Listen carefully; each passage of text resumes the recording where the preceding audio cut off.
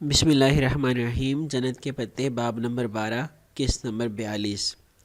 پچھلے قسط کے آخر میں ہم نے دیکھا کہ حیا جو اس نے ولید کو دھمکیاں دی، اور اس کے بعد جب وہ نکل رہی تھی تو ولید نے اپنی کار سے اس کو ٹکر ماری۔ حیا کتنی زخمی ہوئی، کیا وہ ٹھیک ہو جائے گی یا وہ بھی گھر بیٹھ جائے گی، اس کے بارے میں اگر آپ کو پتہ لگ جائے تو پھر نمرہ تو نہ ہوئی، کیونکہ انہوں نے اس کے بعد آگے سے منظر چینج کر دیا ہے۔ تو چلتے ہیں اگلے منظر کی طرف۔ ہوٹل گرینڈ کی بالائی منزل کے اس پرتعیش پاور آفس میں پرفیوم کی خوشبو کے ساتھ سگریٹ کی مہک پھیلی ہوئی تھی۔ وہ ریوالونگ چیئر پہ بیٹھا لیپ ٹاپ پہ ہوٹل کے ریکارڈ چیک کر رہا تھا۔ قریب رکھا ایشٹرے سگریٹ کے جلے ٹکڑوں اور راکھ سے بھر چکا تھا۔ یہ اس کی واحد بری عادت تھی جسے وہ بہت چاہ کر بھی نہیں چھوڑ سکا تھا۔ اس کی غیر موجودگی میں ہوٹل عثمان شبیر دیکھتے تھے۔ وہ ایک اچھے اور ایماندار انسان تھے۔ ان کا بیٹا سفیر بھی ہوٹل میں کام کرتا تھا، لیکن جہان کی کوشش ہوتی وہ اس لڑکے کو ایڈمنسٹریشن کے معاملات سے دور ہی رکھے۔ سفیر قدرے غیر ذمہ دار اور فطرتاً لالچی واقع ہوا تھا۔ عثمان شبیر کل پاکستان جا رہے تھے، سو ان کی غیر موجودگی میں اسے سفیر کو ذرا کھینچ کر رکھنا تھا۔ کل جا رہے تھے عثمان شبیر پاکستان۔ ڈاکیومنٹس دیکھتے وہ ایک دم چونکا۔ عثمان شبیر کل پاکستان جا رہے تھے اور ان کی واپسی بھی جلد ہی متوقع تھی۔ کیا وہ انہی تاریخوں میں واپس آئیں گے جب پاکستان سے 2 ایکسچینج اسٹوڈنٹس حیا سلیمان اور خدیجہ رانا استنبول آئیں گی؟ کچھ دیر وہ اسی نہج میں سوچتا رہا، پھر سیل فون اٹھا کر دیکھا۔ حیا کی میل باکس پہ لگے کلون کے باعث اس سے ملتی رہتی تھی۔ اس نے آج کی میل چیک کی۔ تازہ ترین میل اس کی ٹکٹ کی کاپی اور الیکٹرانک فارم تھا جو ڈورم الاٹمنٹ کے لیے حیا نے پر کر کے بھیجا تھا۔ اسے ای میل صبح ملی تھی، وہ مصروفیت کے باعث پڑھ نہیں سکا تھا۔ اب پڑھی تو بے اختیار چہرے پہ مسکراہٹ آ گئی۔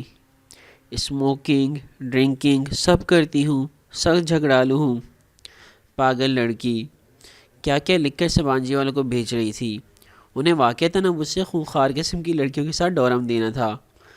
اس نے اسی مسکراہٹ کے ساتھ سر جھٹکا اور پھر ٹکٹ والی میل چیک کی۔ 5 فروری کو ان دونوں لڑکیوں کی فلائٹ تھی۔ ابھی اس میں پورے 2 ہفتے تھے۔ اب کیا کرنا چاہیے اس کو؟ بالآخر ایک فیصلے پہ پہنچ کر اس نے فون اٹھایا اور عثمان صاحب کی ایکسٹینشن ملائی۔ آلو عثمان بے، آپ نے واپس کب آنا ہے؟ بنا تمہید کے اس نے کام کی بات پوچھی۔ بلا وجہ کی تمہیدوں سے تو اسے نفرت تھی۔ 15-20 دن تک۔ کیوں 15 یا 20؟ 8 فروری کی فلائٹ ہے، آپ حساب لگا لیں تقریباً۔ وہ جیسے خود بھی گننے لگ گئے۔ کیا آپ اتحاد ایئر لائنس کی 5 فروری کی فلائٹ لے سکتے ہیں؟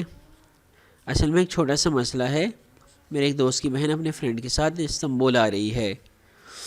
پھر اس سے مختصر الفاظ میں ان کو سمجھایا کہ ان کے درمیان کچھ فیملی کلیش ہے۔ وہ ان کے بارے میں فکر مند ہے کہ پہلی دفعہ استنبول آنے کے پیش نظر ان کو یہاں کوئی مسئلہ نہ ہو۔ سو وہ چاہتا ہے کہ عثمان شبیر ان سے اپنا تعارف کروا دیں تاکہ اگر وہ کبھی مشکل میں ان سے رابطہ کریں تو وہ فوراً عبد الرحمن کو بتائیں۔ لیکن ظاہر ہے اس کا نام درمیان میں نہیں آنا چاہیے، سخت قسم کا ایگو ایشو ہے۔ متوقع طور پہ عثمان شبیر نے فوراً حامی بھر لی۔ فون رکھتے ہوئے وہ اب پہلے سے زیادہ مطمئن تھا۔ پتہ نہیں وہ کب اس سے اور ممی سے رابطہ کرتی ہے، اس دوران کہیں اس کو کوئی مسئلہ نہ ہو۔ وہ اس کی بیوی تھی، اس کی ذمہ داری، اور اگر وہ جان بھی لے کہ عثمان شبیر عبد الرحمن پاشا کے کہنے پہ یہ سب کر رہے تھے، تب بھی وہ نہیں جان سکتی تھی کہ عبد الرحمن پاشا کون تھا۔ آخر جان بھی وہ کیسے سکتی تھی؟ عبد الرحمن پاشا اور عبد الرحیم پاشا یہ دونوں حبیب پاشا کی پہلی بیوی کے اولاد تھے۔ حبیب پاشا ایک درمیانے درجے کے بھارتی بزنس مین تھے۔ وہ کچھ وجوہات کی بنا پہ پہلی بیوی اور 2 بیٹوں کو چھوڑ کر کئی برس قبل استنبول آ گئے تھے۔ ترکی میں انہوں نے امت اللہ نامی ترک خاتون سے شادی کی اور پھر یہیں کے ہو کر رہ گئے۔ ان دونوں کا ایک ہی بیٹا تھا، طیب حبیب پاشا المعروف پاشا بے۔ عربی اور اردو کے وہ نام جن کے آخر میں بے آتا ہے، ترک زبان میں وہاں سے بے ہٹا کر پے لگا دیا جاتا ہے۔ وہ عرب کو عرب، زینب کو زینب، طیب کو طیب لکھتے ہیں، مگر ہم اسے طیب ہی لکھیں گے کیونکہ ہم اردو میں لکھ رہے ہیں۔ بوئی گدا میں امت اللہ کا خاندانی گھر وہ عثمانی طرز کا سفید محل تھا۔ طیب حبیب ابھی چھوٹا تھا جب طیب پاشا کا انتقال ہو گیا۔ تب امت اللہ اپنے بیٹے کو لے کر اناطولیہ کے گاؤں چلی گئیں جہاں ان کے رشتہ دار رہتے تھے۔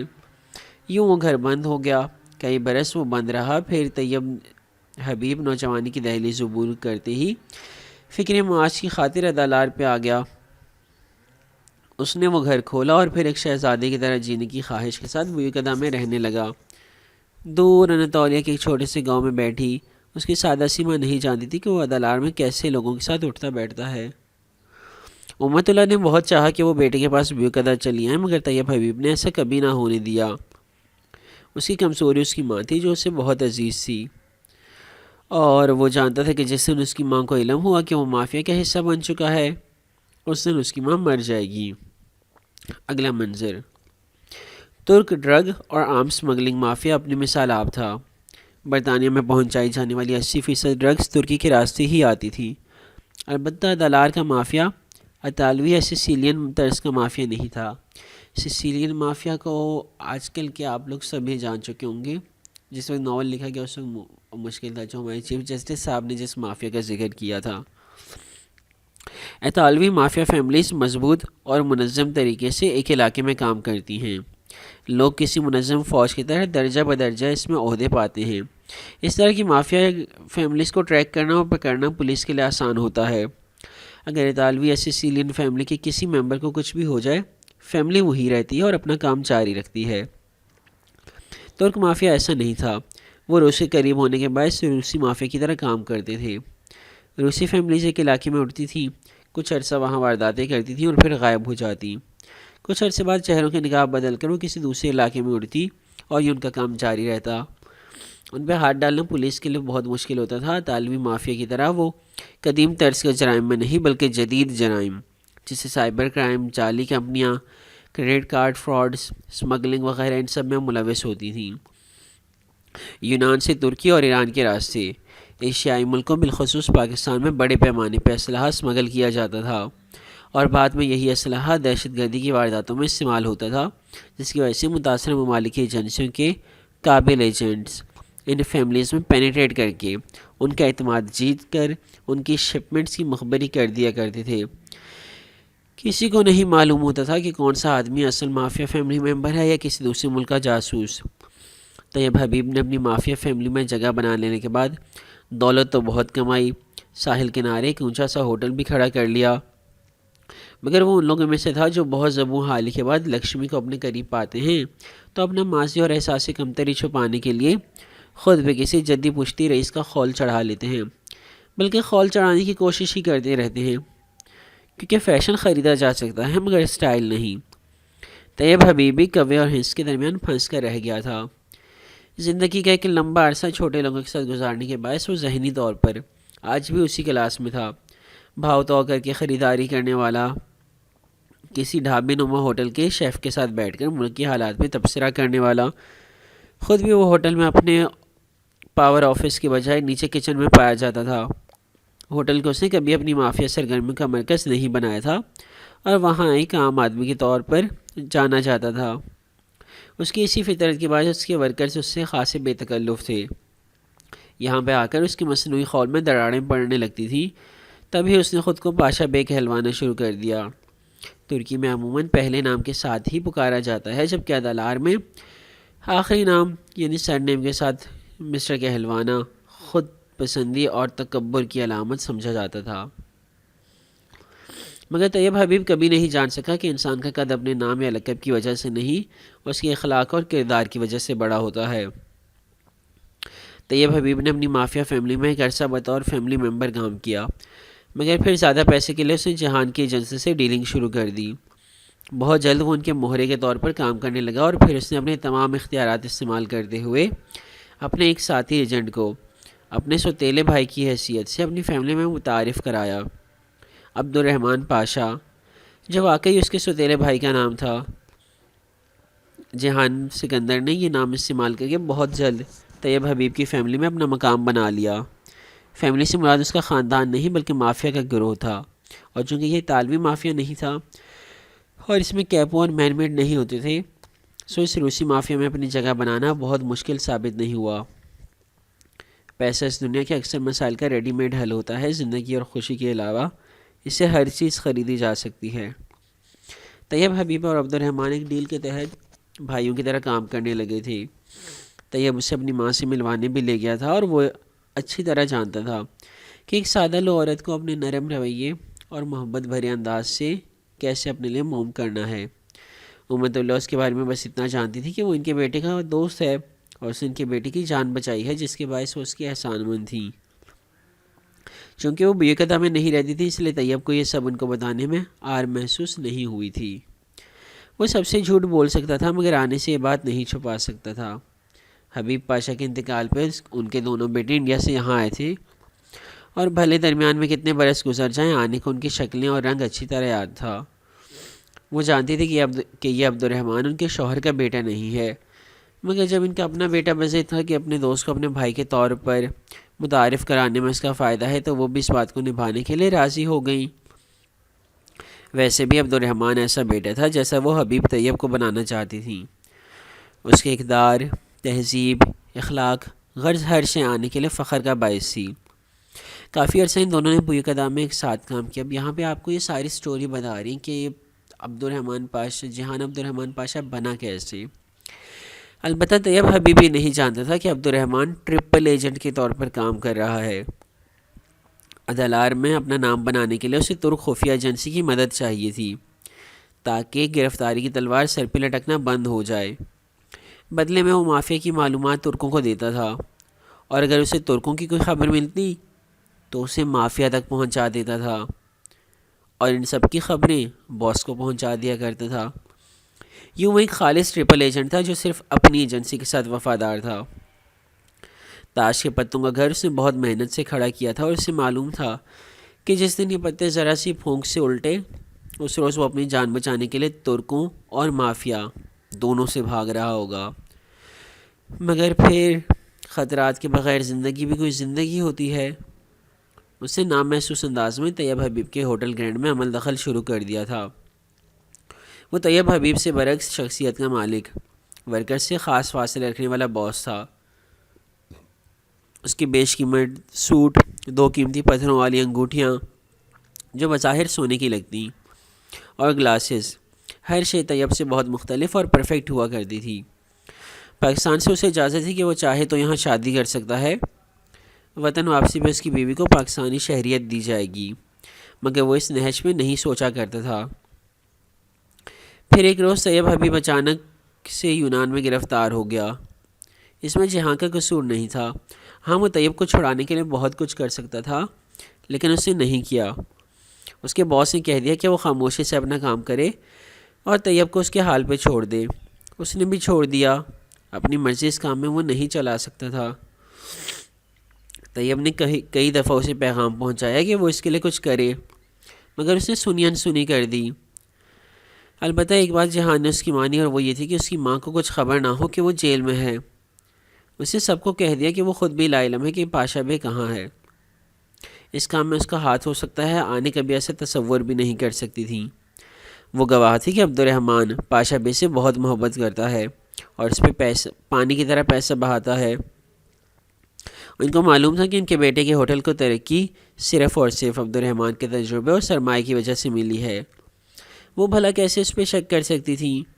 بس وہ بہت اداس، بہت پریشان رہنے لگی تھیں۔ وہ ان کے لیے دکھی تھا، مگر اسے حکم نہیں تھا کہ وہ سب چھوڑ چھاڑ کر پاشا بے کے لیے یونان چلا جائے۔ پھر گرد و نواح میں ہر جگہ اس نے یہی کہنا شروع کر دیا کہ پاشا بے کام کے باعث یونان منتقل ہو گیا ہے۔ یہ گرفتاری صیغہ راز میں تھی، سو اس بات سے سب مطمئن تھے، اور سب کچھ ٹھیک جا رہا تھا۔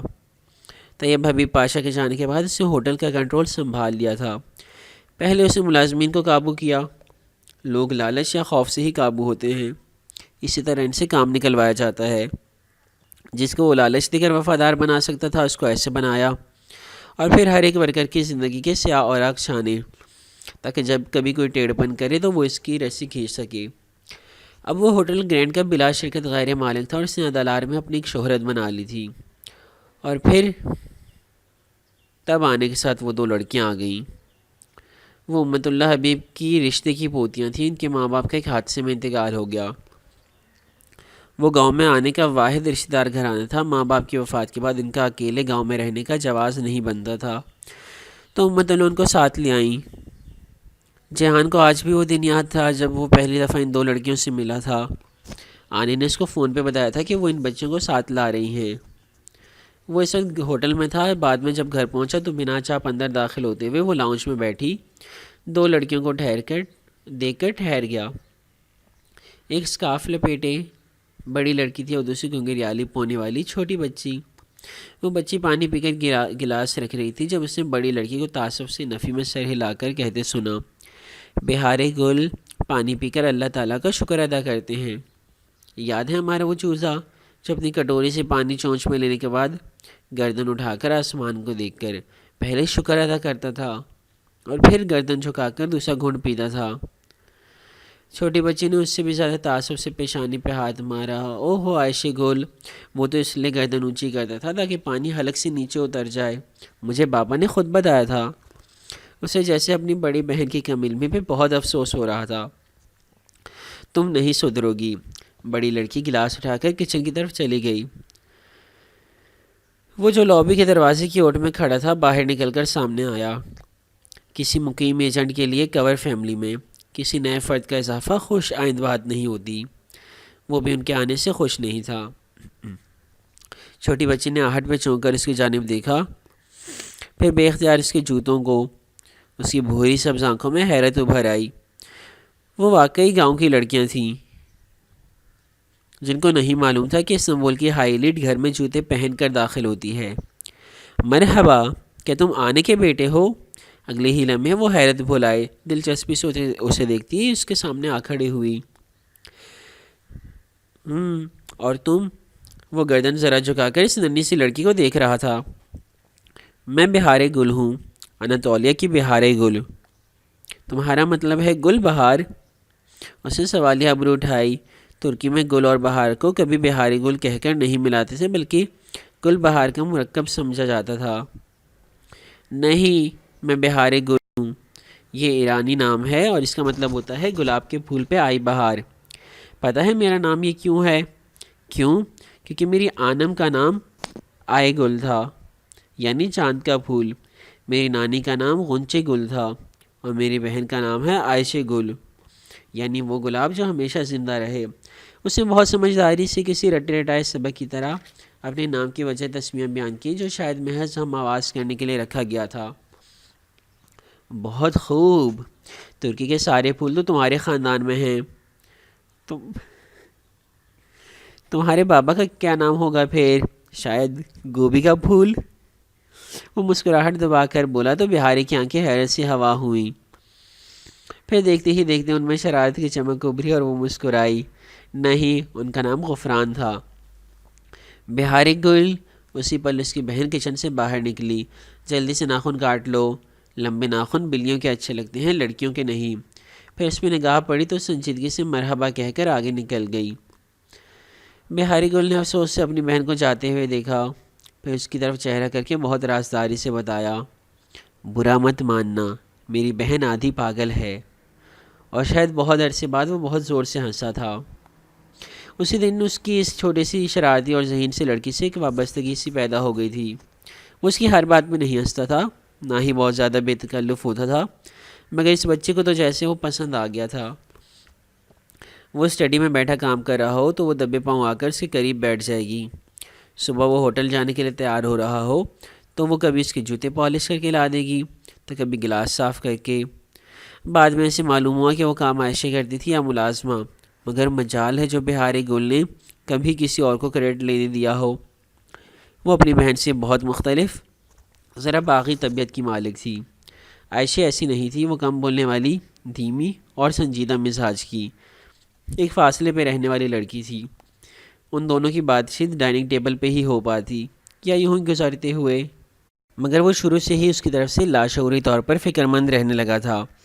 وہ اسے واقعی طیب حبیب کا سوتیلا بھائی سمجھتی تھی، لیکن جو بھی تھا وہ اس گھر کی مالکن بن گئی تھی۔ یہ سفید محل آنے نے عائشہ کے نام کر دیا تھا اور اس نے اعتراض نہیں کیا تھا۔ وہ قانونی طور پہ آنے اور طیب حبیب کی اصل وارث تھی۔ اگر کبھی وہ ہوٹل کے معاملات میں دخل دینے لگے تو وہ کیا کرے گا؟ 20 سال کی لڑکی سے اسے یہ امید نہیں کرنی چاہیے تھی، مگر اس کا ماننا تھا کہ انسان کا کچھ پتہ نہیں ہوتا اور لوگوں پہ اعتبار تو وہ ویسے ہی نہیں کرتا تھا۔ پھر کچھ عرصہ گزرا اور عائشہ کے کانوں میں بھی لوگوں کی باتیں پڑنے لگیں۔ آنے تو عبادت میں مشغول رہنے والی ایک بہت ہی غیر سوشل خاتون تھی، ان کی طرف سے اس کو فکر نہیں تھی، مگر جب عائشہ الجھی رہنے لگی اور ایک دن صبح اس نے جہان کو کہا کہ شام میں وہ اسے کچھ بات کرنا چاہتی ہے، تو وہ اچھا کہہ کر باہر تو نکل گیا، مگر اندر سے وہ ذرا پریشان ہو گیا تھا۔ تاش کے پتوں کا گھر بکھیرنے کے لیے آنے والا جھونکا عموماً وہاں سے آتا ہے جہاں سے کبھی امید بھی نہیں کی جا سکتی۔ اب اسے اس لڑکی کو اچھے سے سنبھالنا تھا تاکہ وہ اس کے لیے کوئی مسئلہ نہ پیدا کرے۔ انسانوں کو قابو ان کی کمزوریوں سے کیا جاتا ہے، اور اگر آپ چاہتے ہیں کہ کوئی آپ کے معاملے میں دخل نہ دے تو آپ کو نامحسوس طریقے سے اس شخص کو اس کے اپنے معاملات میں الجھاؤ اور مصروف کرنا پڑتا ہے۔ عائشہ کی کمزوری اس کا دین تھا، وہ بہت مذہبی اور پریکٹسنگ قسم کی مسلمان تھی۔ اسے یاد تھا ایک روز وہ سوتی رہ گئی اور اس کی فجر چھوٹ گئی تو وہ پچھلے باغیچے میں بیٹھ کر کتنا روئی تھی۔ شام جب وہ اس سے بات کرنے آئی تو وہ اسٹڈی میں قرآن کھولے بیٹھا تھا۔ قرآن پڑھنے کا جو وقت اسے جیل میں ملا تھا پھر کبھی دوبارہ نہیں مل سکا تھا، اب بس کبھی کبھی وہ قرآن پڑھ پاتا تھا۔ بھی عائشہ آئی تو جہان نے اس کی بات سننے سے قبل اپنی کہانی شروع کر دی۔ وہ جانتا تھا کہ عائشہ کے نزدیک اسکارف لینا زندگی اور موت کا مسئلہ تھا، اور بہاری گل اس چیز سے سخت بیزار تھی۔ اس نے سورہ احزاب کھولی اور اسے پوچھنے لگا کہ کیا وہ جانتی ہے سورہ احزاب میں آیت حجاب کیوں اتری ہے، اور یہ بھی کہ یہ ایک پہیلی ہے۔ ویسے تو سورہ نور میں بھی آیت خمار ہے، مگر اصل آیت حجاب سورہ احزاب میں ہے، کیا وہ یہ پہیلی حل کر سکتی ہے؟ یہ بات بہت پہلے اس نے کسی اسکالر سے سنی تھی، البتہ اس اسکالر کا پورا لیکچر نہیں سنا تھا، اس لیے وہ خود بھی نہیں جانتا تھا کہ ان دو چیزوں میں کیا تشبیہ ہے۔ مگر عائشہ وہ تو اپنا مسئلہ بھول کر اسی بات میں اٹک گئی۔ اس کے بعد جہان نے اسے اپنے متعلق پہلی خبروں کو دشمن کی پھیلائی ہوئی افواہیں سمجھ کر نظر انداز کرنے پر بہت اچھے سے قائل کر لیا۔ عائشہ جب اس کے پاس سے اٹھ کر گئی تو اس کا ذہن شکوک و شبہات سے خالی تھا، اور وہ صرف سورۃ الاحزاب کی پہیلی کے بارے میں سوچ رہی تھی۔ پھر وہ روز صبح پچھلے باغیچے میں قرآن اور ایک کاپی لے کر بیٹھ جاتی اور قلم سے اس کاپی پہ خدا جانے کیا کیا لکھتی رہتی۔ ایک دن اس نے بالآخر جہان کو پہیلی بھی اپنے طور پہ حل کر کے بتا دی۔ اب وہ اسے دوبارہ کیسے مصروف کرے؟ خیر اس نے حل نکال لیا۔ عثمان شبیر کی بیگم حلیمہ جدیسی کے بچوں کو قرآن پڑھایا کرتی تھی، یعنی گلی کے بچوں کو۔ اس نے عائشہ کو وہاں بھیج دیا اور وہ تو جیسے اپنے سے لوگ ڈھونڈ رہی تھی۔ وہ روز صبح ادھر جانے لگی۔ بہاری نے البتہ صاف جانے سے منع کر دیا تھا۔ عائشہ کو مصروف کرنے کے لیے اس نے یہ بھی چاہا کہ وہ کالج میں داخلہ لے لے، مگر ان دونوں کا تعلیمی سال اپنا گاؤں چھوڑنے کے باعث ضائع ہو گیا تھا، وہ دونوں مصر تھیں کہ وہ اگلے سال داخلہ لیں گی۔ پھر ایک روز اس نے بہاری کے پاس ایک چائنیز پزل باکس دیکھا تو بہاری نے بتایا کہ ایک چینی بوڑھے نے عائشہ کو یہ فن سکھایا تھا۔ یہ بات بہت حوصلہ افزا تھی۔ اس نے عائشہ کو سمجھایا کہ اسے وہ باکسز دوبارہ سے بنا کر بیچنے چاہیے۔ اس مقصد کے لیے کافی دقتوں سے اس نے عائشہ کے لیے بالخصوص بیوقدہ کے جنگل میں لکڑی کاٹنے کا پرمٹ بنوا دیا تھا۔ بالآخر وہ دونوں لڑکیاں اپنے اپنے کاموں میں اتنی مصروف ہو گئی تھیں کہ ان کے پاس عبد الرحمن پاشا کے معاملات میں مداخلت کا وقت نہیں رہا تھا۔ عائشہ تو جیسے اب اس پہ شک نہیں کر سکتی تھی۔ جو شخص قرآن کو اتنی گہرائی سے پڑھتا ہو وہ بھلا برا آدمی کیسے ہو سکتا تھا؟ چند روز مزید آگے سر کے ہر کام نپٹاتے ہوئے اس کے لاشعور میں دنوں کی گنتی جاری رہتی تھی۔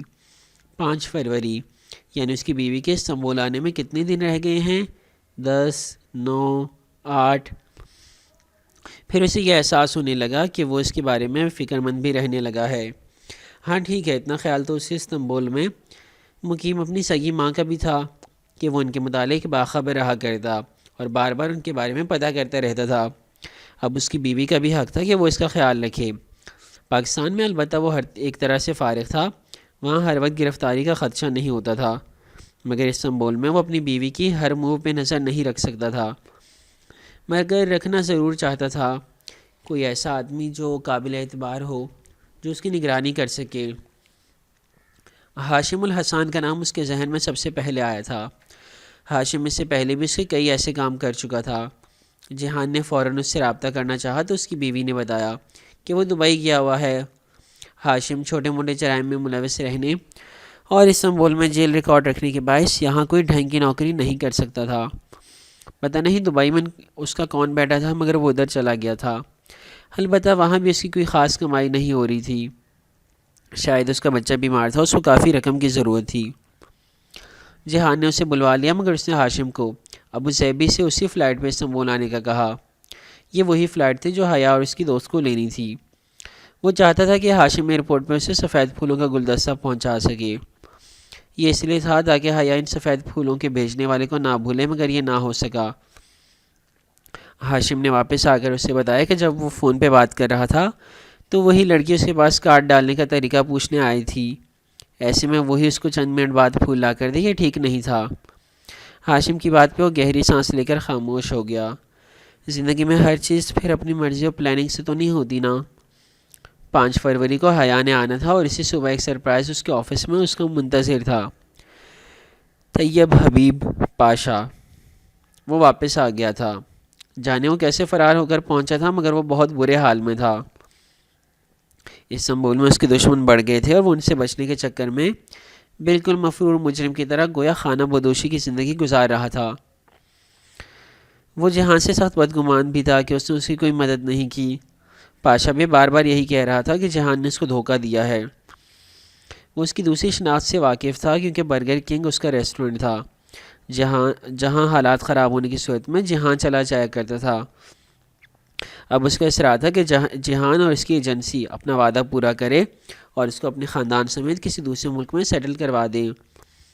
جہان جانتا تھا کہ ایجنسی یہ کروا دے گی، مگر پھر بھی وہ چاہتے تھے کہ پاشا بے ذرا صبر کرے، مگر پاشا بے کو بہت سا پیسہ اور نئی زندگی بہت جلدی چاہیے تھی۔ وہ بہت لڑ جھگڑ کر وہاں سے گیا۔ اس کے جانے کے بعد جہان فیری لے کر استنبول آ گیا۔ برگر کنگ اور ہوٹل گرینڈ، یہ 2 واحد جگہ تھیں جہاں پاشا بھی اس سے ملنے آ سکتا تھا، اور ایسے جھگڑے کو برگر کنگ پہ کرنے کا متحمل تھا، مگر ہوٹل گرینڈ نہیں۔ ممی سے وہ آج ملنا تھا۔ وہ اس کے آنے پہ حسب توقع بہت خوش تھیں، مگر زیادہ خوشی اپنی بھتیجے کے آنے کی تھی۔ وہ چاہتی تھی کہ کل یا پرسوں وہ جا کر حیا کو ہاسٹل میں لائیں۔ پتہ نہیں وہ خود ادھر آئے گی یا نہیں۔ اس نے کہہ دیا کہ وہ نہیں جائے گا۔ اس کا ذاتی خیال تھا کہ سلیمان ماموں کی بیٹی اتنی جلدی تو خود ان سے ملنے نہیں آئے گی، مگر اگلے ہی دن اس کا خیال غلط ثابت ہوا۔ وہ کچن میں کھڑا ممی کا کیبنٹ جوڑ رہا تھا۔ ایسے کام ممی اس کے لیے رکھ دیا کرتی تھی۔ جب اس کا فون بجا، جہان نے فون نکال کر دیکھا، یہ اس کا GPS ٹریسر الرٹ تھا، جو اگر اس کی حدود میں آتا تو بچنے لگتا۔ یعنی اگر اس سے ایک فاصلے تک حیا آئے گی تو ٹریسر جہان کو اطلاع دے دے گا۔ یہ اس نے اس لیے رکھا تھا تاکہ اگر کبھی وہ اپنے کسی خاص مہمان کے ساتھ کسی خاص جگہ موجود ہو اور اسی جگہ پہ اتفاقیہ یا غیر اتفاقیہ طور پہ حیا آ جائے تو وہ بر وقت اطلاع پا لے۔ اس کا ٹریسر اس وقت اس کو بتا رہا تھا کہ وہ اس کے قریب ہی ہے، اور جس سڑک پہ وہ ہے وہ جہانگیر کو ہی آتی ہے۔ وہ دوسرے ہی دن اس کے گھر آ رہی تھی۔ Very strange. اس نے ممی کو کچھ نہیں بتایا، مگر اپنے گھر سفید پھول ضرور منگوا لیے۔ وہ اسے ذرا ستانا چاہتا تھا۔ جس لڑکی کے لیے وہ اتنا عرصہ خوار ہوا تھا، اسے تھوڑا سا خوار کرنے میں کیا حرج تھا؟ لیکن کیا خواری؟ جہان کیسے خوار ہوا؟ مجھے ذرا کمنٹ میں بتائیے گا، مجھے یہ جملہ سمجھ نہیں آیا۔ چلو دیکھتے ہیں کہ وہ کیسا رد عمل دیتی ہے۔ گھنٹی ہوئی تو اسے خود جا کر دروازہ کھولا۔ پہلی دفعہ وہ اس سے بطور جہان سکندر کے مل رہا تھا۔ میجر احمد کے تو پہلے بھی مل چکا تھا نا۔ وہ آج بھی سیاہ رنگ میں ملبوس تھی، اس رات کی طرح جب وہ ان کے گھر گیا تھا۔ ذرا نروس، انگلیاں چٹخاتی ہوئے اس کے جوتوں کا رخ سارا وقت دروازے کے سمت ہی رہا، جیسے وہ وہاں سے بھاگ جانا چاہتی ہو، جیسے وہ اپنی مرضی کے بغیر اچانک لائی گئی ہو ادھر۔ وہ اس سے اسی خشک طریقے سے ملا جیسے وہ اپنے ماموں کی بیٹی سے مل سکتا تھا، جیسے اسے ملنا چاہیے تھا۔ پھر بھی اسے امید تھی کہ اس کے کون حیا سلیمان کہنے کے جواب میں وہ شاید کہہ دے تمہاری بیوی، اور کون، مگر وہ بہت نروس اور الجھی لگ رہی تھی۔ وہ جہاں سے اتنی مختلف تھی کہ وہ پھر سے بددل ہونے لگا۔ پتہ نہیں کیا بنے گا ہمارا۔ اگلا منظر، ممی اس سے مل کر بہت خوش ہوئی، ہونا بھی چاہیے تھا، مگر سارا ماحول تب بدلا جب وہ اسی اپنے باپ اور تایا والی طنزیہ ٹون میں ان کو احساس دلانے لگی کہ وہ رشتہ داروں کے ساتھ بنا کر نہیں رکھتی۔ وہ بظاہر کام کرتے ہوئے سب سن رہا تھا۔ غصہ آیا، افسوس بھی ہوا۔ اگر ممی سامنے نہ ہوتی تو وہ اس سے بتاتا کہ کس نے کس سے رشتہ توڑا تھا۔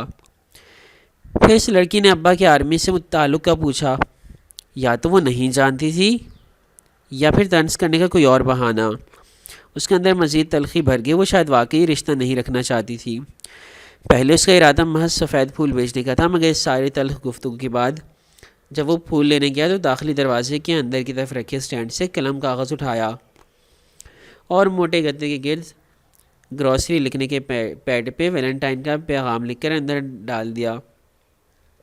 یہ اس کا طریقہ تھا بدلہ لینے کا، اور وہ بھی جیسے وہاں سے بھاگنا چاہتی تھی۔ 1 منٹ نہیں رکی، پھر کھانا بھی ادھورا چھوڑ دیا اور چلی گئی۔ اپنے کمرے کی کھڑکی سے وہ اسے اس وقت تک جاتے دیکھتا رہا جب تک کہ وہ سڑک پہ دور نہ چلی گئی۔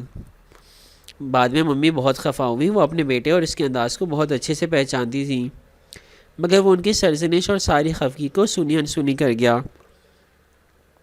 اسے لگا اسے سلیمان ماموں کی بیٹی کے ساتھ یہی کرنا چاہیے تھا، لیکن پھر بعد میں اسے پتہ نہیں کیوں افسوس ہونے لگا۔ اس میں اضافہ تب ہوا جب ممی نے فاطمہ مامی سے فون پہ بات کی تو انہوں نے بتایا کہ حیا کو اس کی دوست اچانک سے وہاں لے گئی تھی۔ اس وقت جلدی میں تھی، بعد میں تسلی سے اس ہفتے کسی دن آئے گی، تحائف وغیرہ اس لیے نہیں لا سکی۔ وہ مغرور لڑکی اپنی مرضی سے واقعی نہیں آئی تھی۔ خیر، اب کیا ہو سکتا تھا۔ وہ آج کل استقلال اسٹریٹ میں ہی ہوتا تھا۔ یہ گلی مافیا راج کے لیے کافی مشہور تھی۔ چھوٹے چھوٹے بھکاری بچے جو بھیک مانگنے کے بہانے سیاحوں کے قریب آتے اور پرس جھپٹ کر بھاگ جاتے۔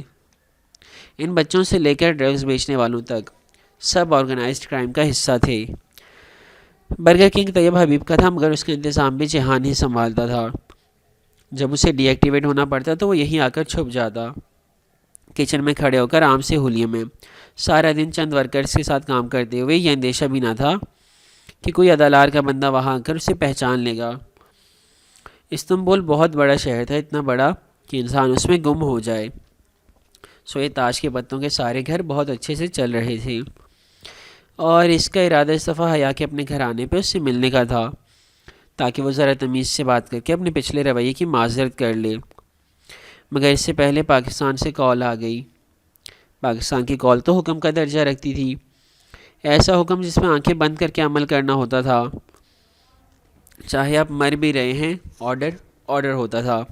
اب اسے کہا گیا تھا کہ اسے 2 دن کے لیے اسلام آباد آنا تھا، ویکینڈ تک وہ واپس آ جائے گا۔ کوئی اہم بریفنگ تھی، اب جس طرح بھی آئے فوراً آئے۔ اس سے پہلے اس نے اپنا ٹریسر چیک کیا تو حیا ٹاکسم سے قریب ہی تھی۔ گورسل بس اس کو ٹاکسم پہ اتارتی تھی۔ وہ گورسل کا سارا شیڈول نیٹ پہ دیکھ کر حفظ کر چکا تھا، یعنی ابھی وہ ٹاکسم پہ اترے گی۔ اگر وہ وہیں اس سے مل لے اور اسے ویکینڈ پہ گھر آنے کا کہہ دے تو وہ اس کی موجودگی میں ہی آئے گی۔ اگر غیر موجودگی میں آتی تو ابا کا بھروسہ نہ تھا۔ وہ جانتے تھے کہ وہ پاکستان جاتا ہے، اب وہ ادالار بھی جاتا تو بھی اس کی زبان پہ اس کے لیے محض گالیاں اور لعنتیں ہوتی کہ وہ پاکستان کیوں جاتا ہے۔ وہ نہیں چاہتا تھا کہ حیا ایسی کوئی بات سنے، اس لیے اس برسی بارش میں وہ اس کے لیے ٹاکسم آیا تھا، اور چونکہ اس سے مل کر وہ فیری لے کر ادالار چلا جائے گا، تبھی اس نے اپنا بریف کیس بھی ساتھ رکھ لیا تھا۔ اس وقت وہ ایک مکمل ایگزیکٹو لگ رہا تھا، اور ابھی وہ حیا کو اپنا یہی کور بتانا چاہتا تھا کہ وہ بیوکدا کے ایک ہوٹل میں کام کرتا ہے۔ برگر کنگ والی بات ابھی وہ نہیں بتائے گا، اس نے طے کر رکھا تھا۔ وہ جب میٹرو کی سیڑھیوں پہ تھی تو جہان نے دور سے اسے لڑکڑاتے ہوئے دیکھا، تب اس نے اس کی ایک تصویر کھینچی تھی۔ کبھی بعد میں وہ اسے وہ تصویر دکھائے گا کہ ہاں وہ اس وقت بھی اس کے ساتھ تھا جب اس کی جوتی ٹوٹی تھی۔ وہ اسے پسند کرے یا نہ کرے، وہ اس کے ساتھ تھا۔ اندر ٹرین میں وہ اتفاقیہ طور پہ اسے ملا، اور پہلی بات اس نے حیا کو ویکینڈ پہ گھر آنے کی کہی۔ وہ اس کے رویے پہ حیران تھی، وہ خود بھی حیران تھا۔ البتہ اس ساری میں صرف ایک بات اسے مسلسل ڈسٹرب کر رہی تھی کہ میٹرو میں کچھ لوگ مڑ مڑ کر اس کی بیوی کو دیکھ رہے تھے۔ بات سرخ کوٹ کی نہیں تھی، بات سرخ کوٹ کے ساتھ گہری سرخ لپسٹک کی تھی، مگر شاید وہ نہیں جانتی تھی کہ اکیلی لڑکی جمع سرخ کوٹ جمع گہرا میک اپ برابر ہیں کس کے استنبول میں۔ اور سرخ ہیل بھی تو تھی۔ وہ ٹوٹے جوتے کے ساتھ بیٹھی رہے اور ایسے ہی چل کر مارکیٹ تک جائے تو پھر لعنت ہے جہاں سکندر پر۔ ساری باتیں ایک طرف، وہ ننگے پاؤں پورے استنبول میں چل سکتا تھا، مگر حیا نہیں۔ اس نے فوراً سے اپنے جوتے اتار دیے، وہ پہلے سے زیادہ حیران تھی، لیکن اب کی بار وہ حیران نہیں تھا۔ ایسے ہے تو ایسے ہی صحیح۔ ریسٹورنٹ میں اسے یوں ہی مذاقاً اس کے کوٹ کا حوالہ دیا تاکہ وہ واپس جا کر کسی سے اس بات کا مطلب پوچھے اور آئندہ اس طرح کا لباس پہن کر نہ نکلے۔ مگر ساری گڑبڑ تب ہوئی جب کافی کا کپ لبوں تک لے کر جاتے ہوئے اس نے حیا کو عبد الرحمن پاشا کے بارے میں استفسار کرتے سنا۔ کافی کی بھاپ نے لمحے بھر کے اس کے چہرے کو ڈھانپ لیا تھا، اور گو کہ وہ ایک سیکنڈ میں ہی سنبھل چکا تھا، مگر وہ سیکنڈ بہت بھاری تھا۔ اگر اس وقت وہ اس کا چہرہ دیکھ لیتی تو ایک پل نہ لگتا اسے جاننے میں کہ اس کے سامنے بیٹھا گدھا ہی عبد الرحمن تھا۔ گدھا ہی تو تھا وہ کہ وہ جان ہی نہ پایا کہ اس کی بیوی اس کے کور سے واقف ہے۔ مگر وہ کیسے جانتی تھی؟ اسے بالخصوص اس سے ہی عبد الرحمن پاشا کا کیوں پوچھا؟ وہ اندر تک گڑبڑا گیا اور بات کو ادھر ادھر گھماتے ہوئے شاید لمحے بھر کو وہ ذہنی طور پہ اتنا الجھ گیا کہ بل کی فائل میں اپنا کریڈٹ کارڈ رکھتے ہوئے یہ خیال نہ کر سکا کہ اس پہ عبد الرحمن پاشا لکھا ہے۔ یہ خیال اسے تب آیا جب اس نے حیا کو غصے سے اپنے ملک کی حمایت کرتے ہوئے فائل کی طرف ہاتھ بڑھاتے دیکھا۔ اللہ اللہ، آج کا دن ہی خراب تھا۔ اسی وقت قریب سے 2 ویٹرز ایک ساتھ گزر رہے تھے۔ میزوں کے میز پوش زمین تک گرتے تھے۔ میزوں کے میز پوش زمین تک گرتے تھے۔ ایسے میں جب اس نے بریف کیس کے ساتھ رکھی طے شدہ چھتری کو راستے پہ ذرا سا سرکایا تو اس کی یہ حرکت نہ حیا نے دیکھی، نہ ہی سزلر پلیٹر اٹھائے ویٹر نے، اور نتیجتاً سب کچھ الٹ گیا۔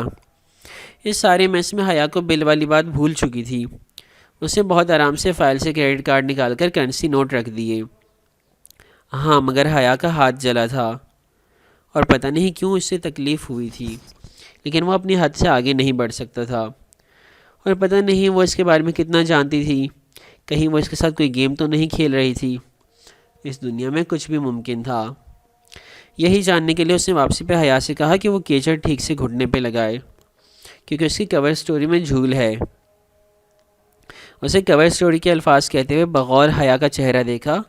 کور سٹوریز جاسوس ہی بنایا کرتے ہیں، اور اگر وہ کچھ جانتی تھی تو اس بات پہ ضرور چونکتی، مگر وہ نہیں چونکی۔ اسے ذرا اطمینان ہوا۔ وہ اتنا مشہور نہیں تھا کہ باہر سے آنے والا کوئی سیاح پہلے ہی روز اسے جان لے، مگر شاید اس نے کسی ایسے شخص سے عبد الرحمن پاشا کے بارے میں سنا ہو جو اس کو ذاتی طور پہ جانتا ہو۔ بہرحال پہلے اس نے سوچا تھا کہ اسے کہے گا کہ وہ ادالار میں کام کرتا ہے، مگر اب یہ خطرے والی بات تھی۔ اس نے دوسرا کور ڈھونڈا۔ وہ بیچارہ تو استقلال اسٹریٹ کا ایک معمولی سا ریسٹورنٹ آنر تھا۔ حیا نے یقین کر لیا۔ اگلا منظر، پاکستان جانے سے قبل وہ ممی سے کہہ گیا تھا کہ اگر وہ اس کی غیر موجودگی میں آ جاتی ہے تو وہ ابا کو اس سے ملنے مت دیں۔ وہ بہت تاکید کر کے گیا تھا۔ پھر پاکستان جا کر وہ ذرا مصروف ہو گیا، اور یہ ممکن نہیں تھا کہ وہ ارم کے پاس جا سکے، مگر وہ ڈالی کو ارم کے پاس بھیجنا چاہتا تھا، اس لیے اس نے ایک پروفیشنل کو اس کام کے لیے بھیجا تھا۔ اسے معلوم تھا ارم ضرور حیا کو فون کر کے بتائے گی۔ وہ صرف یہ چاہتا تھا کہ حیا اسے نہ بھولے۔ کہیں دور اندر اس کو یہ انسیکیورٹی تھی کہ وہ اسے بھول جائے گی، اور اس خیال کے بعد دل جیسے خالی ہو جاتا تھا۔ ویکینڈ پہ وہ واپس آ گیا۔ ابھی ایئرپورٹ کے راستے میں تھا، پرائے شہر میں، جب حیا کا اس کو فون آ گیا۔ وہ ان کے گھر آ رہی تھی۔ وہ پتہ نہیں کیوں ذرا مسرور ہوا۔ اسے اچھا لگ رہا تھا کہ وہ ان کے گھر آ رہی تھی، مگر جب تک وہ پہنچا وہاں ایک ناگوار واقعہ رونما ہو چکا تھا۔ کتنی ہی دفعہ وہ کہہ کر گیا تھا کہ ابا کو اس سے ملنے مت دینا، مگر ممی بھی تو اس بات پہ دھیان نہیں دیتی تھیں۔ اسے سخت غصہ اور افسوس ہوا۔ پتہ نہیں ابا نے کیا کیا کہہ دیا ہوگا۔ وہ اکثر اس پاک سپائی کا ذکر کرتے جس کو انہوں نے مار دیا تھا۔ ممی تو ان باتوں کو پاگل پن پہ محمول کرتی، مگر وہ ان کا پس منظر جانتا تھا، اس کو تکلیف ہوتی۔ البتہ کوئی دوسرا ان باتوں سے کھٹک بھی سکتا تھا۔ حیا شاید ابا کے بارے میں نہیں جانتی تھی۔ ہاں، ماموں نے اس بات کو ہر ممکن طور پہ دبانے کی کوشش کی ہوگی۔ اس نے گھر کی بیرونی سیڑھیوں پہ بیٹھتے ہوئے حیا کو ابا کے بارے میں سب کچھ بتا دیا، اور یہ بھی کہ ہم پاکستان نہیں جا سکتے۔ بات ٹھیک بھی تھی، وہ، ممی اور ابا اکٹھے پاکستان نہیں جا سکتے تھے۔ البتہ جہاں جا سکتا تھا، مگر وہ جانتا تھا کہ وہ اس کے الفاظ کی پہیلیاں نہیں پکڑ سکتی۔ مگر اس واقعے نے اس کا سارا موڈ برباد کر کے رکھ دیا تھا۔ پھر بھی وہ جاتے ہوئے اس کو کہہ کر گیا تھا کہ وہ کھانا ضرور کھا کر جائے۔ پچھلی دفعہ بھی وہ نہیں کھا کر گئی تھی، وہ اس کا مداوع کرنا چاہتا تھا۔ حیا کو وہی چھوڑ کر وہ دلار چلا آیا۔ ہوٹل جانے کے بجائے وہ سیدھا اپنے کمرے میں آیا تاکہ ذرا حلیہ ٹھیک کر کے باہر نکلے۔ تبھی عائشہ نے دروازہ کھٹکھٹایا۔ وہ اس سے کچھ بات کرنا چاہتی تھی۔ جب وہ بولنا شروع ہوئی تو اس کی وہ خوش گمانی کہ اس نے عائشہ کو اپنے کاموں میں مصروف کر دیا ہے ہوا میں اڑ گئی۔ یہ لڑکی واقعتاً اس کے لیے مصیبت کھڑی کرنا چاہتی تھی۔ کیا پاشا بیگا تم سے کوئی رابطہ ہے؟ میں نے تو پچھلے برس سے اسے نہیں دیکھا، اس نے شانے اچکا کر لاپرواہی سے کہا۔ وہ چند لمحے لب بھینچے اسے دیکھتی رہی، پھر ایک دم زور سے اس کے منہ پر تھپڑ مارا۔ اسے عائشہ سے کبھی یہ امید نہیں تھی۔ لمحے بھر کو وہ خود بھی سناٹے میں رہ گیا۔ تم دنیا کے سب سے بڑے جھوٹے ہو، تم نے خود اس کو نکالا ہے۔ مجھے کبرا خانم کے بیٹے نے بتایا کہ کچھ دن پہلے وہ تمہارے آفس میں آیا تھا اور تم دونوں جھگڑ رہے تھے۔ تم جانتے ہو اس کی وجہ سے آنے کی اتنی تکلیف میں ہیں، اور تم پھر بھی ان کو دکھ میں دیکھ رہے ہو۔ ان کو بتا کیوں نہیں دیتے کہ پاشا بے زندہ ہے، وہ ٹھیک ہے؟ تم سچ کیوں نہیں بولتے؟ وہ بھیگی آنکھوں سے کہتی، اپنا سرخ پڑتا ہاتھ دوسرے ہاتھ سے دبا بھی رہی تھی۔ اس کا اپنا ہاتھ بھی بہت دکھ گیا تھا اور وہ جیسے سب کر کے ذرا خوفزدہ بھی ہو گئی تھی۔ مجھے تمہاری کسی بات کا اعتبار نہیں رہا اب۔ تم ہماری زندگیوں سے دور کیوں نہیں چلے جاتے؟ اور تم کسی دن سارا مال سمیٹ کر دور چلے بھی جاؤ گے، میں جانتی ہوں۔ اور پھر کیا ہوگا؟ آنے وہ کتنا ہرٹ ہوں گی، اور میری بہن۔ اس کی آواز میں دکھ کی جگہ غصے نے لے لی۔ میری بہن سے بے تکلف مت ہوا کرو، میں نہیں چاہتی کہ وہ تمہاری وجہ سے ہرٹ ہو، سنا تم نے؟ وہ سرخ ہاتھ کی انگشت سے شہادت اٹھا کر تنبیہ کرتے ہوئے بولی تھی۔ جہان نے اسی کے انداز میں ہاتھ اٹھا کر دروازے کی طرف اشارہ کیا۔ نکل جاؤ اس کمرے سے، ابھی اسی وقت نکل جاؤ، میں تمہاری شکل بھی نہیں دیکھنا چاہتا۔ وہ مزید کوئی لفظ کہے بنا گیلے چہرے کے ساتھ بھاگتے ہوئے کمرے سے نکل گئی۔ اس کے جانے کے بعد جہان نے ہاتھ سے اپنے رخسار کو چھوا۔ کیا یہ صلہ ہوتا ہے قربانیوں کا؟ ساری زندگی غارت کر دو اور بدلے میں کیا ملے گا؟ گالیاں، تھپڑ، لعنت، ملامت۔ مگر نہیں، انسان تو کبھی کسی چیز کا صلہ نہیں دیا کرتے۔ پھر ان کے رویوں کا افسوس کیا کرنا۔ رات کھانے کے بعد وہ بہت سوچ کر عائشہ کے پاس پچھلے باغیچے میں آیا۔ وہ اپنی ورک ٹیبل پہ کام کر رہی تھی، اسے بس نظر اٹھا کر دیکھا اور خاموشی سے کام کرنے لگی۔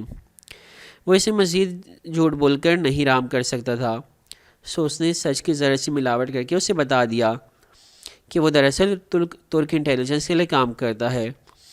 اس کی اور پاشا بے کی یہی ڈیل تھی، اسی لیے وہ ساتھ کام کرتے ہیں۔ مگر پاشا بے گرفتار ہو گیا تھا، اور اگر آنے کو یہ بتایا جاتا تو وہ زیادہ ہرٹ ہوتی۔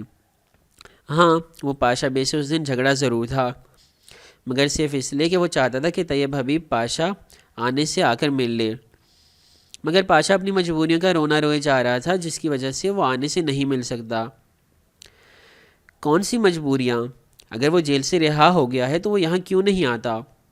وہ متذبذب سی پوچھ رہی تھی۔ دیکھو، وہ رہا نہیں ہوا، وہ مفرور ہے، اب وہ انڈر گراؤنڈ ہے، اس طرح آزادی سے نہیں گھوم پھر سکتا۔ مگر بہت جلد وہ واپس آ جائے گا۔ لیکن یہ جیل والی بات تم وعدہ کرو کسی کو نہیں بتاؤ گی۔ اس کی سنجیدگی سے کہنے پہ عائشہ نے وعدہ کر لیا اور معذرت بھی کر لی، مگر اس نے عائشہ کی معذرت قبول نہیں کی۔ آخر اس نے بہت سختی سے کہا، مجھے تمہارے رویے سے دکھ پہنچا ہے، میں اپنا کام ختم کر کے تمہارے خاندان کا سارا پیسہ تمہیں لوٹا کر یہاں سے چلا جاؤں گا، اور تم یا تمہاری بہن سے بے تکلف نہیں ہوں گا، لیکن تمہاری اس بدتمیزی کو بھلانے کے لیے مجھے کچھ وقت لگے گا۔ سوری، اس نے ندامت سے سر جھکا دیا۔ وہ کچھ کہے بنا اٹھایا۔ ایک دفعہ پھر وہ عائشہ کو مصروف کرنے میں کامیاب ہو گیا تھا۔ اب کتنے ہی دن تو وہ اس ندامت سے ہی باہر نہیں نکل پائے گی۔ Good, very good. ویلنٹائن کی رات اس نے ہاشم کے ذریعے حیا کے کمرے کے باہر پھول رکھوائے تھے۔ البتہ آج اس نے کاغذ پہ اپنے پیغام کے ساتھ نیچے لائم انک سے ARP بھی لکھ دیا تھا، ساتھ میں سے کاغذ کو ذرا لائم کی خوشبو کا اسپرے کر کے بند کیا تھا تاکہ کھولنے پہ وہ گیلا ہی محسوس ہو اور وہ اسے آنچ ضرور دکھائے۔ پتہ نہیں وہ اے آر پی سے کیا اخذ کرتی ہے۔ اس نے اے آر پی کے نام کی تختی ادالار میں اپنے آفس کے باہر بھی لگا لی تھی۔ لوگ اس کو عبد الرحمن پاشا کا مخفف ہی اخذ کرتے تھے، جبکہ وہ اس سے اپنے کوڈ نیم ایجنٹ روز پیٹل مراد لیا کرتا تھا، شاید اس لیے کہ عبد الرحمن پاشا کی حیثیت سے کام کرتے ہوئے بھی وہ کبھی نہ بھول سکے کہ اس کی اصلیت کیا ہے۔ مگر ایک بات اسے تنگ کر رہی تھی۔ حیا کو کس نے بتایا کہ عبد الرحمن پاشا کون ہے؟ وہ ادالار میں مشہور تھا، مگر استنبول تو ایک پوری دنیا تھی، وہاں اس کو کم ہی لوگ جانتے تھے۔ یقیناً وہ کسی ایسے شخص سے ملی ہوگی جس کا عبد الرحمن پاشا سے ماضی میں کوئی واسطہ رہ چکا ہوگا۔ جو بھی تھا، دنیا واقعی گول تھی، مگر وہ صرف یہ جاننا چاہتا تھا کہ کیا وہ جانتی ہے کہ جہان ہی عبد الرحمن ہے۔ وہ ایک دن اسے ضرور بتا دے گا، مگر اس دن کے آنے تک اس چیز کو راز رکھنا ہوگا، جب تک کہ وہ یہ نہ جان لے کہ وہ دونوں زندگی کے سفر میں ایک ساتھ چل سکتے ہیں یا نہیں۔ ہاں، تب تک وہ ایک اچھے ایجنٹ کی طرح اپنے ادالار والے کور کو استقلال اسٹریٹ والے کور سے الگ رکھے گا۔ بہارے سے اس نے بے تکلف ہونا واقعی چھوڑ دیا تھا۔ عائشہ سے وہ خود سے مخاطب بھی نہیں ہوتا تھا۔ آج کل ویسے بھی ادالار میں حالات اتنے اچھے نہیں جا رہے تھے کہ وہ زیادہ وقت ادھر گزارتا۔ اسے معلوم تھا طیب حبیب پاشا پھر کسی دن جھگڑا کرنے پہنچ جائے گا۔ لالچی انسان صبر نہیں کر پا رہا تھا، اور پھر ایک دن وہ خود تو نہیں آیا مگر اپنے ایک ساتھی عورت کو برگر کنگ اس سے بات کرنے بھیج دیا۔ پاشا بے فوری طور پہ کسی دوسرے ملک میں سیٹل ہونا چاہ رہا تھا، مگر اسے اس کی فیملی سمیت یہاں سے ابھی بھیجنا جہان کے لیے مسائل پیدا کر سکتا تھا۔ وہ کافی دیر اس کی ساتھی خاتون سے بحث کرتا رہا کہ وہ انتظار و اعتبار کرنا سیکھ جائے، مگر گفتگو تلخ سے تلخ ہوتی جا رہی تھی۔ ساتھ ہی اس بار بار اس کو موبائل الرٹ دے رہا تھا۔ بالآخر اس نے گفتگو درمیان میں روک کر موبائل دیکھا۔ اس کا ٹریسر الرٹ اس کی بیوی قریب میں ہی تھی، استقلال اسٹریٹ کے دہانے پر۔ آگے کیا ہوتا ہے آپ کو اگلے ایپیسوڈ میں بتا دوں گا۔ یہ ایپیسوڈ آلریڈی کافی لیندھی ہو گیا ہے۔ تب تک کے لیے اپنا خیال رکھیے گا، اور یہ تو ساری سٹوری تھی تو آپ نے ویسے سنی ہوئی، اب آپ جہان والا پارٹ سنیں تو کوئی نتیجہ کوئی سبق کچھ بھی نہیں ہے۔ بس اپنا خیال رکھیے۔ اللہ حافظ۔